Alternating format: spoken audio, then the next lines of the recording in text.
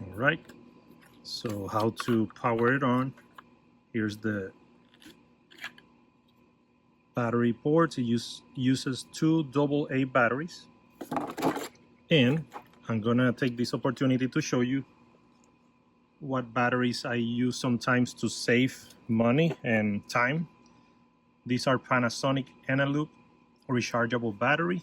This little kit comes with a few different batteries. It has AAA. It comes with two AAA. I think it comes with 8 AA's, and these are adapters where you can put a AA inside, and you will make it. Yep, it says right here, from AA to C adapter, or from AA to D adapter.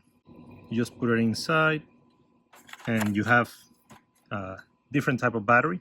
You can also buy the different batteries individually or the charging individually. So you have options. So this is a pretty cool thing. Let me grab two from here that are already charged. That way I don't have to keep going to the store to buy new batteries and then throw them away.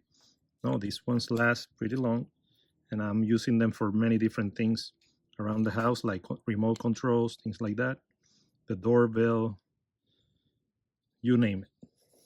All right, let's get it inside. Make sure that these two contacts face the contacts inside.